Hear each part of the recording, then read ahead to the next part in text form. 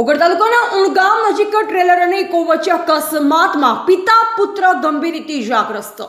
ઓગળ તાલુકાના Thara police station વિસ્તારમાં national highway number 27 પર થરા ઉણગામ વચ્ચે સર્જાયેલ અકસ્માતમાં ઇકોમાં સવાર પિતા પુત્રને ગંભીર ઇજાગ્રસ્ત હાલતમાં થરા જેવી સાહસ સરકારી રેફરલ હોસ્પિટલમાં સારવાર માટે લાવવામાં આવ્યા હતા, જ્યાંથી ધારપુર હોસ્પિટલમાં વધુ સારવાર માટે ખસેડવામાં આવ્યા હોવાનું જાણવા મળે છે.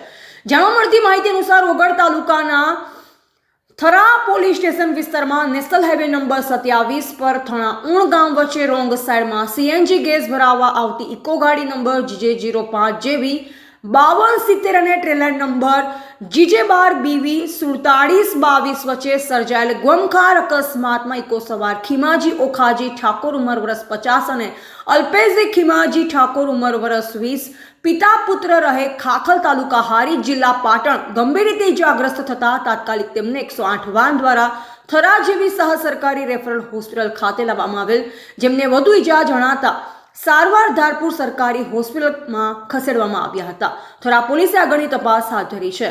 રિપોર્ટર અલ્પેશ ગોસ્વામી કાંકરેજ સાથે નટવર કે પ્રજાપતિ, થરા.